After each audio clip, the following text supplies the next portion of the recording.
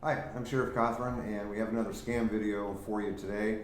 But I brought and enlisted the help of my neighbors. We have Sheriff Williamson from Jasper County and Sheriff Cox from Benton County. Good morning. Good morning. Good morning. So what we're going to do is each one of us is going to address a scam topic that is of concern in our area. And if it's a concern for one of our neighbors, it's a concern for us. So we'll start with Sheriff Williamson. Go ahead, Sheriff. So I have two recent scams I thought would be of interest to everyone. First of all, Facebook Messenger. We're having people that hijack accounts, and they'll actually research that account. They'll pose as that person's family, from your contacts, and they'll be asking for money. So always make sure when you're dealing with family on Messenger that you actually give them a call, make sure that's really them. The second one I have is recently a elderly couple in our county in June got a phone call, and the individual, this is an age-old scam, said, hey, your son has been in an accident with another vehicle, and he's been taken to jail. And he's going to need $9,700 to get him out, and it's got to be cash. Can I come get that from you? And there were multiple calls to this elderly couple. They never once called family to check that or even tried to call the son. They just took it for granted he was in jail. So what I find interesting about this, and I just want you to know, is that this person did in fact come to their residence. They met him at the end of the drive, gave him the money, and he left. And a lot of times we don't get very good descriptions or vehicle information, license plates, things like that. But what I wanted to point out is this is an age-old scam where typically you'd send that money overseas. But now we have people domestically that are actually falling in line with what's going on all across the world. There's billions of dollars of profit that organized crime, gangs, and so forth make when they do these scams. Now we have domestic, our own citizens that are also following that same suit. So those two things I wanted to point out today as scams.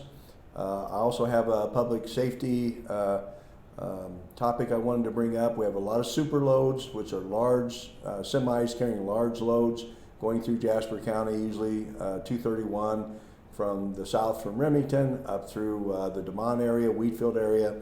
And these super loads don't get over, and we've had a lot of complaints. So please be cautious. When you see them, slow down, pull over, because they are getting close to the folks that are driving by. So that's just a public safety tip. All right, very good. Thank you, Sheriff. Sheriff Cox. Great, thanks, Sheriff.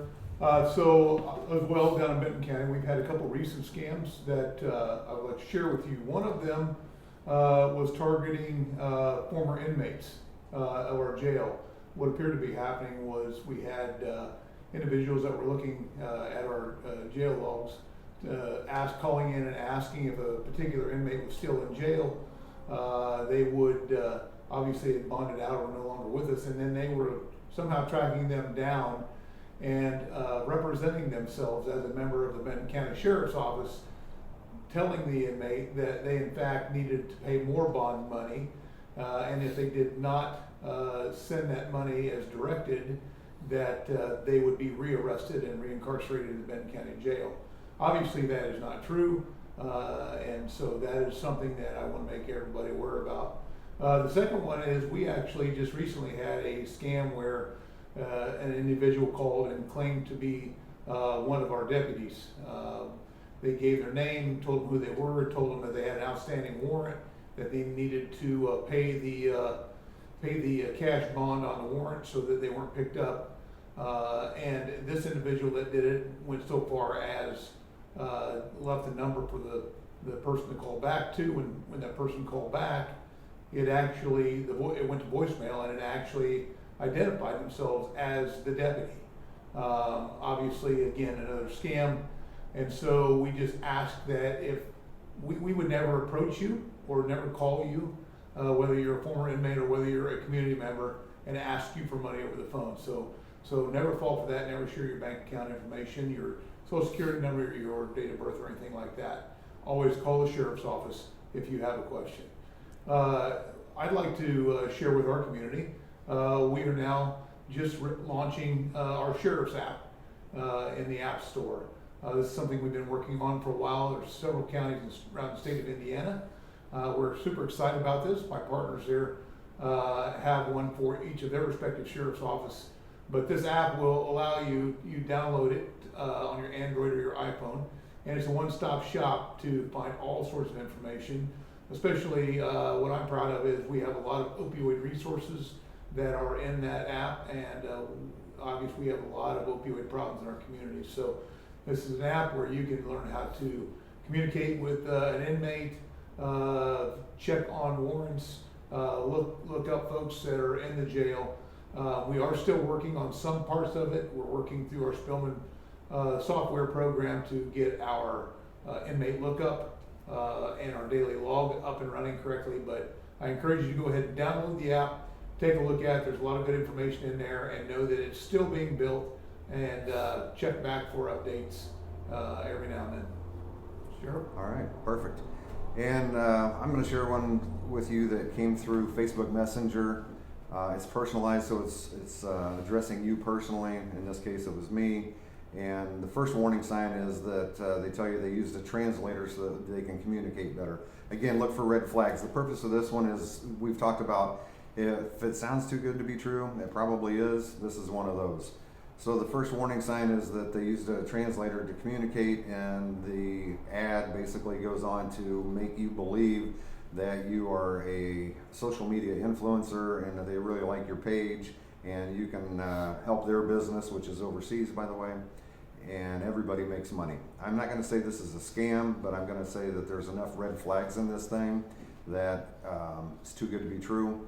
Before anybody jumps on something like that, make sure you talk to your family members. Again, I say this every time, one of the advantages to banking locally is you can contact your bank and ask them about suspicious activity on your account, to flag your account if you think that somebody's trying to scam you or already has access.